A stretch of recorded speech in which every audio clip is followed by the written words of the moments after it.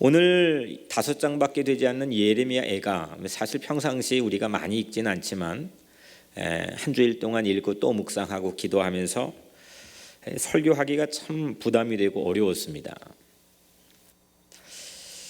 왜냐하면 이 애가 이 제목처럼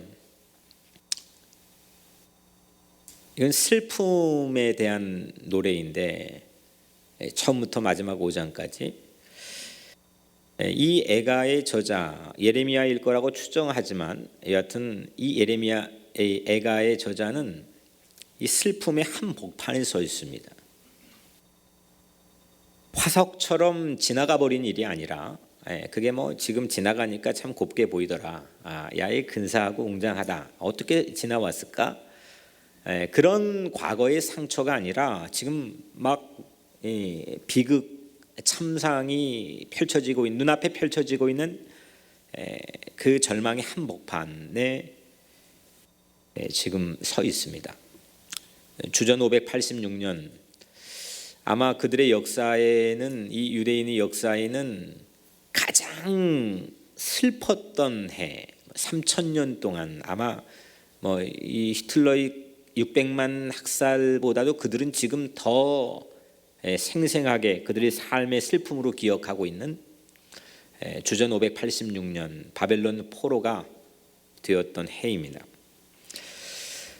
그날 그 해 바벨론 군대가 예루살렘의 성벽을 포위했습니다. 누구도 들어가지 못하고 누구도 나오지 못합니다. 몇 개월이 진행되었습니다. 포위된 예루살렘 성 안에는 양식이 점점 떨어져 갔고 이 애가 2장을 보면 굶주린 엄마들이 자녀들을 먹는 폐륜까지 보일 정도로 그들의 상황은 극심한 참담한 비극이 펼쳐지고 있었습니다. 드디어 이 바벨론 이 중무장은 이례적으로 바벨론 제국의 왕이었던 느부갓네살이 그 성벽 포위된 성벽에 이 참전하고 있을 정도로 이걸 뚫어내야 지 남쪽의 이집트를 점령하고 뭐 이게 한다는 그런 정치적 생각을 가지고 드디어 성벽을 뚫어버렸습니다. 성벽이 뚫리고 적군이 그 성 안으로 들어옵니다. 약탈로 곳곳에 불이 나고 사람들이 도망치고 죽어가던 절규들이 아비규환을 이루었습니다. 그리고 셀 수 없는 사람들이 지금 눈앞에서 이 애가 저자의 눈앞에서 포로로 끌려가는 장면을 목격했습니다. 지금 눈앞에 펼쳐졌습니다. 예레미야로 추정할 수 있는 이 애가의 저자는 마치 유대인 윤동주가 된 듯이 내내 슬퍼합니다.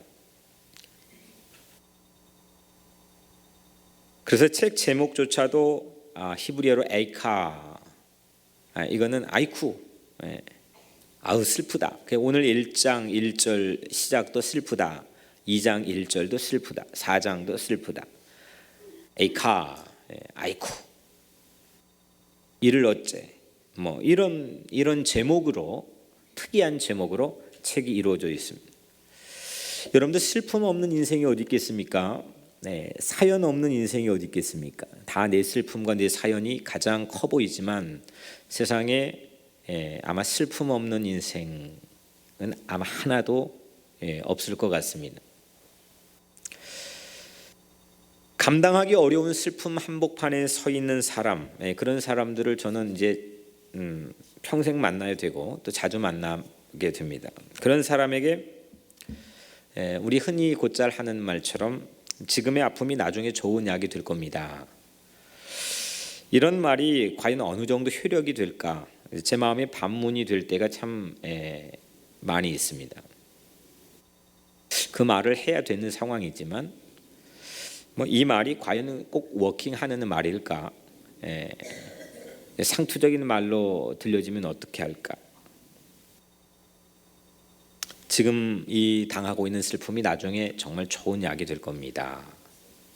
세월이 해결해 줄 겁니다.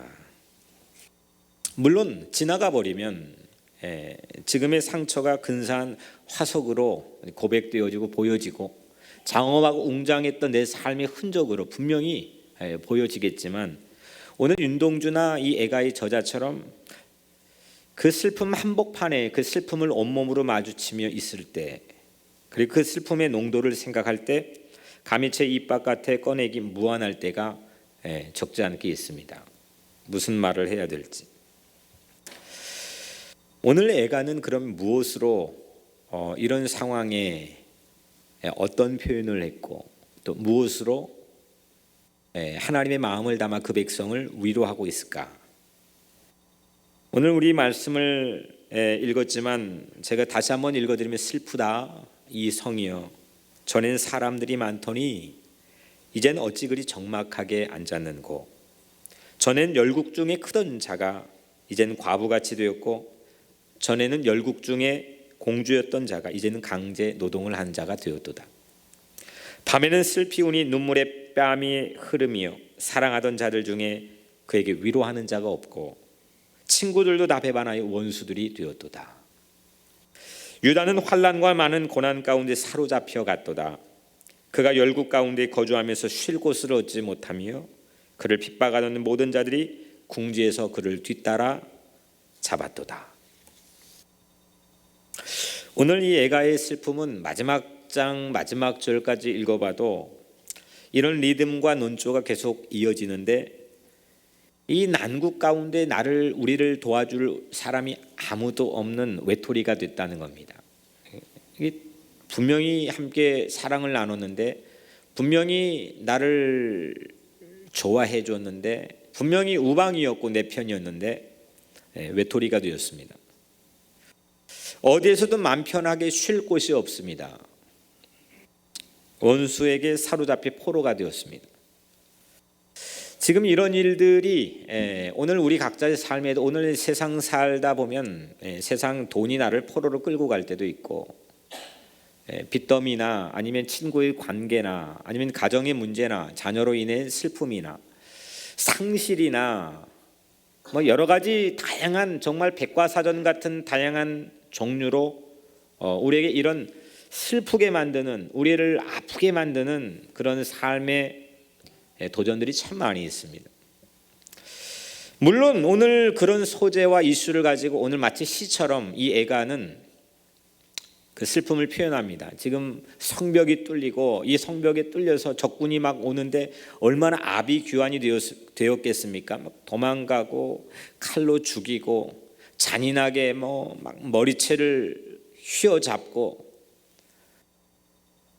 그 안에서 몇 개월 동안 심지어는 자기 자녀들을 어머니들이 먹을 정도로 아주 극심한 기아와 가난으로 저들은 두려움과 공포 가운데 사로잡혀 있었을 텐데 정말 난리가 나고 있습니다. 그런 사실도 물론 슬픔이고 아픔이지만, 오늘 이 애가의 가장 큰 슬픔은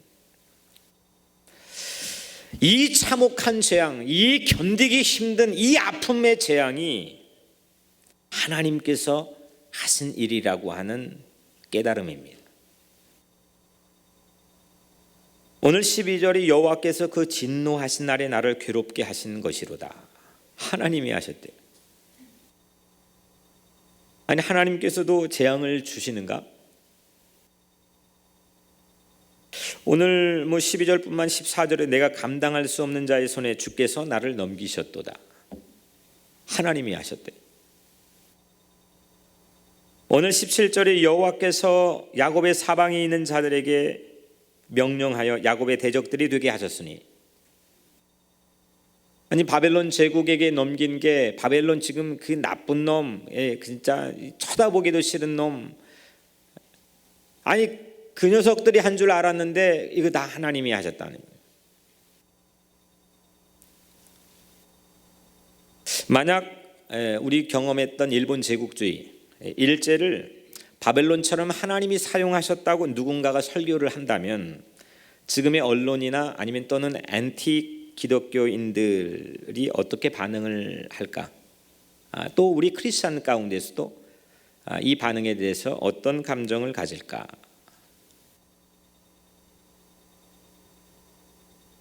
일제가 하나님이 주신 인과응보라고 하는 그 숙명적인 역사 인식의 어떤 경박한 수준을 제가 말하려고 하는 게 아니라, 오늘 애가는 분명히 오늘 작금이 지금 이 작금에 부딪히고 있는 재앙이 하나님에게서 왔다는 기가 막히고 기구한 슬픔을 온몸으로 표출하고 있습니다. 하나님에게서 왔다. 얼마나 슬프겠습니까? 실컷 고생했는데, 실컷 죽자 사자 살아났는데 그 고생이 내 아버지가 했다, 내 어머니가 했다,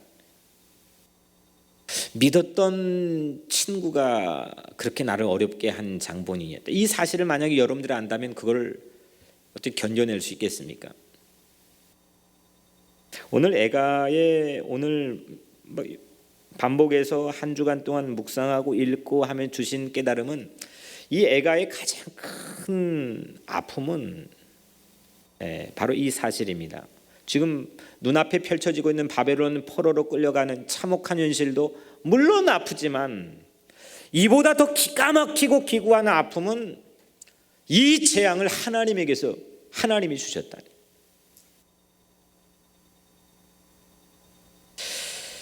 그런 당혹함이나 두려움을 혹시 여러분들 느껴본 적이 있습니까? 무섭고 공포스럽고, 그리고 그 순간 혹시 여러분들이 그런 감정을 느껴보셨다면 어떻게 여러분들은 반응할 수 있겠습니까? 참담하죠. 참기 힘들 겁니다. 근데 오늘 애가에게 독특한 점 한 가지는, 슬픔을 회피하지 않고 이런 상황이면 우리가 피하고 싶어 합니다. 이거를 하나님께서 설교도 이런 설교 잘 안 하죠. 여러분들 별로 잘 안 들었을 겁니다. 지금 여러분들을 다독거려 가지고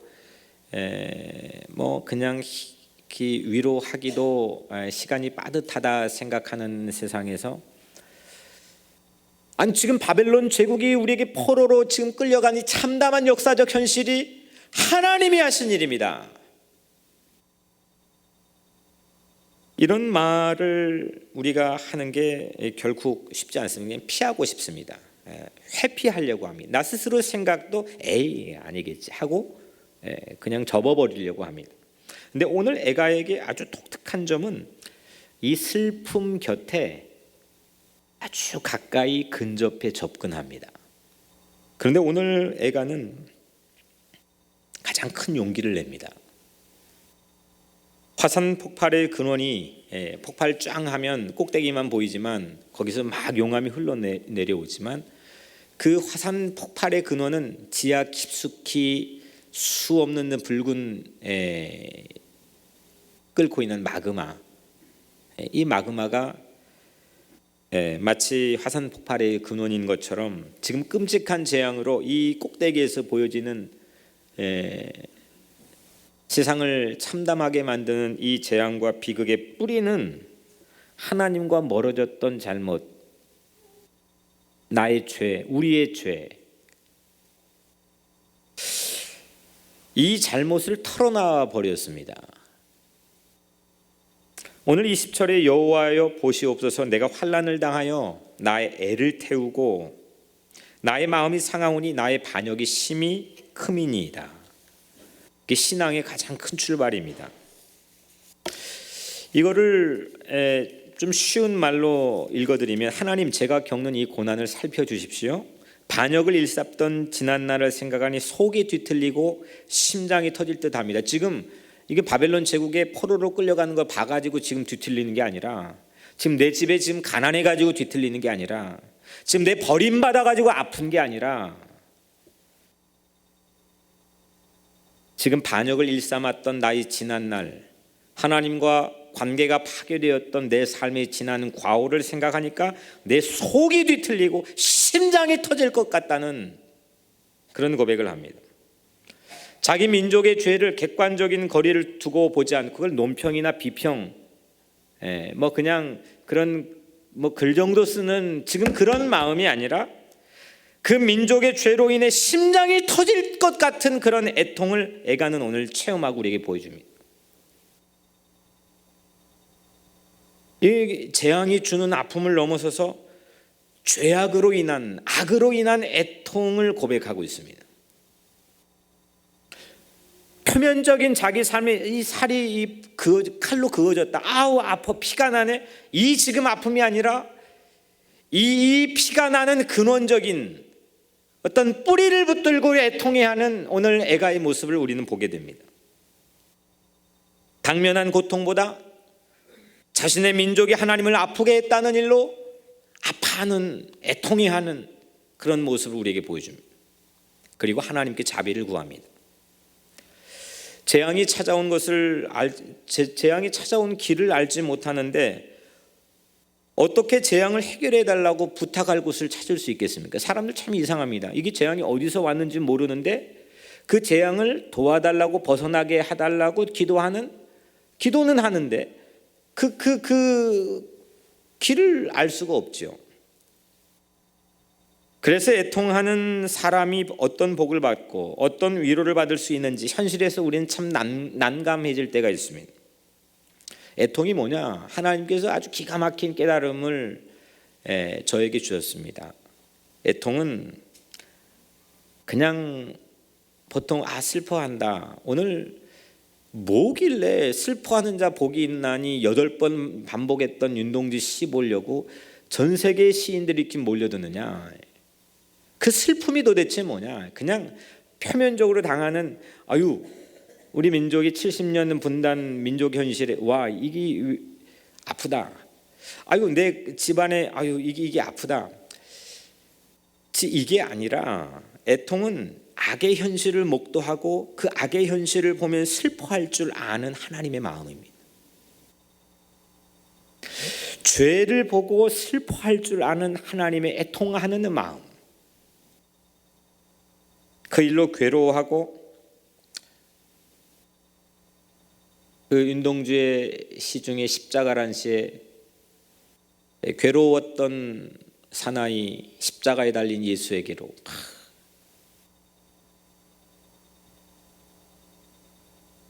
악을 보고도 감각이 둔해져 버린 현실, 그 현실이 이미 하나님의 마음을 잃어버린 지옥인 셈입니다. 아파할 줄 모르는 통감의 감각이 마비되어 버린 오늘 애가는 오늘날 우리들에게 이 감각을 이 애가라고 하는 5장의 짧은 책은 오늘날 우리들에게 이 현대인들에게 이 감각을 회복시켜 줄 수 있는 아주 하나님이 주시는 은총의 책입니다.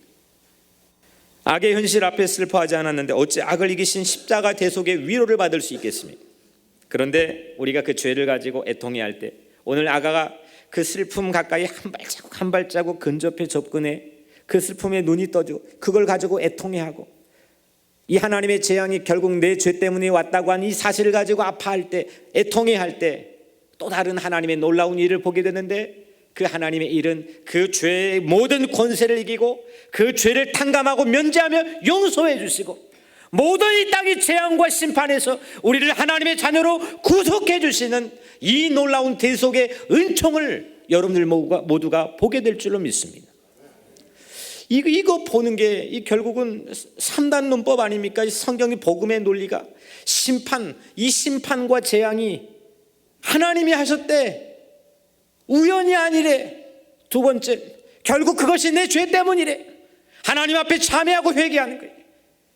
그런데 그렇게 애통해하는 진실한 마음을 가진 윤동주와 같은 맑은 청년의 마음을 가질 때 또 다른 하나님의 놀라운 일인 십자가의 대속의 은혜를 우리 모두가 보는 게 이게 복음 아니겠습니까?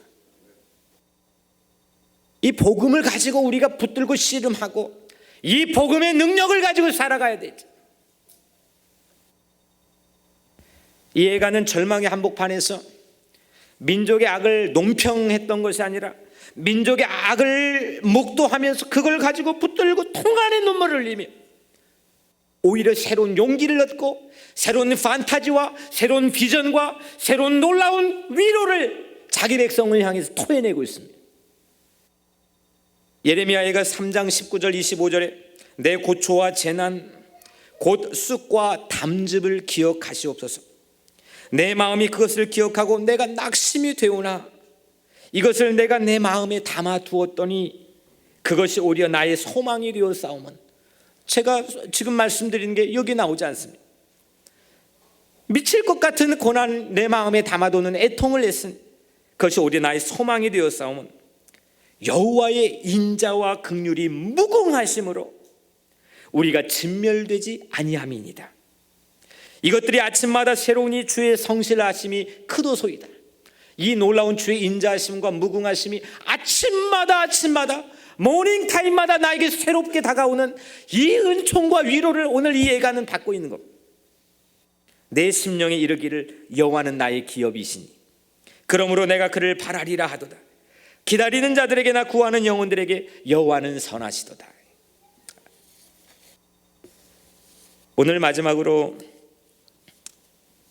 시 한 편을 소개하고 마치려고 합니다. 윤동주가 그 자필 원고로 팔복이라는 슬픈 자 복이 있나니 그 팔복을 이 세로로 쓴 다음에 그 뒷면 뒷장에다가 그 원고지 똑같은 원고지 뒷장에다가 위로라고 하는 시를 썼습니다.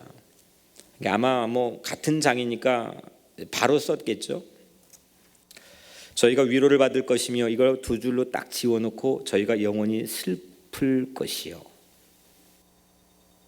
이걸 쓴 다음에 뒤에 위로를 딱 썼는데 그 위로를 제가 잠깐 읽어드리겠습니다. 거미란 놈이 흉한 심보로 병원 뒤뜰 난간과 꽃밭 사이 사람 발이 잘 닿지 않는 곳에 그물을 쳐놓았다. 옥외 요양을 받는 젊은 사나이가 누워서 치어다보기 바르게 나비가 한 마리 꽃밭에 날아들다 그물에 걸렸다. 노란 날개를 퍼득거려도 파득거려도 나비는 작고 감기우기만 한다. 거미가 손살같이 가더니 끝없는 실을 뽑아 나비의 온몸을 감아버린다. 사나이는 긴 한숨을 쉬었다. 나이보단 무수한 고생 끝에 때를 잃고 병을 얻은 이 사나이를 위로할 말이 거미줄을 헝클어버리라 는 것밖에 위로의 말이 없었다. 나비 온몸을 거미가 줄을 뽑아 감아버릴 때 지금 그 나비는 자기의 삶이나 자기 처지나 아니면 자기 민족의 윤동주 사는 민족의 현실을 말할 텐데 그 병상에 오랫도록 누워있는 그 사나이를 위로할 말이 거미줄을 헝클어버리라. 내 거미줄을 헝클어버리면 되니까. 그 말밖에 없다는 말이 참 마음에 와닿았습니다. 아, 그게 위로의 말. 고민하고 생각한 끝에 지금 거미줄에 휘감겨 이제 마지막 옴짝달싹 못할 포로가 된 이 나비에게 내가 할 수 있는 유일한 위로의 말, 거미줄을 헝클어버리라. 애통하는 자가 받을 수 있는 위로가 이런 것 아닐까 싶습니다. 슬퍼하는 자가 받을 수 있는 위로가 이런 것 아닐까 싶습니다. 하나님만이, 여호와만이 나를 감싸는 거미줄을 헝클어버린다는 믿음, 이 하나님이 하시는 놀라운 일, 하나님이 예수 그리스도를 통해 십자가의 놀라운 대속의 사랑을 통해 내 죄의 쇠사슬을 통해 나를 풀어버리고 그 쇠사슬이 새로운 생명의 삶으로 이끄는 거미줄을 헝클어버리는 유일한 하나님의 일만이 바로 그 믿음만이 애통하는 자가 누리는 위로 아니겠습니까? 우리 주변이 온통 거미줄입니다. 밖에 조금만 나가면 이리저리 다양한 거미줄이 우리를 죄의 포로로, 악의 현실의 포로로 살게 만듭니다. 애통하는 자가 복이 있나니 그들이 위로를 받을 것이며, 우리 지금 준비하고 있는 5월 15일의 홈커밍, 이 홈커밍은 이 땅의 악의 현실을 애통해하며 누릴 복된 위로를 받는 시간임을 믿으시기를 바랍니다. 무감각해져 있는, 그래서 아프면 슬프면 피하고 아니면 잠깐 아스피린으로 그 감각을 무디게 넘어가 버리려고 하는 우리 아니라는 생각을 흔들어 깨워 이 땅의 모든 악의 현실, 내 가정과 자녀들을 중보하며 아파하는 그 애통해한 그 사람이 누릴 하늘의 위로, 그 하늘의 위로를 함께 나누는 귀한 은총의 시간이 이 홈커밍을 준비하는 시간이라 생각합니다. 이웃의 거미줄을 보고 애통해하며 내 자녀의 거미줄을 보고 애통해하며 십자가의 보혈의 권세로 그 거미줄을 헝클어 버릴 것을 담대하게 선포하시기를 주의 이름으로 축원합니다. 사랑하는 성도 여러분, 슬픔 곁으로 가까이 가는 복을 누리시길 바랍니다. 이게 기독교만이 가지고 있는 가장 신비하고 오묘한 영성의 깊은 복입니다. 애통하는 마음은 악을 보며 슬퍼하는 내가 살아있다고 생각되는 하나님의 마음입니다. 세상의 악을 보며 이웃의 거미줄을 보며 우리 함께 애통해함으로, 그 애통해함으로 교회가 행복한, 함께 아파함으로 교회가 진정한 복을 누리는 그런 하나님과 함께 동행하는, 십자가 대속이 주는 위로를 함께 누리는 그런 뉴욕 우리 교회가 되기를 주의 이름으로 간절히 축복합니다.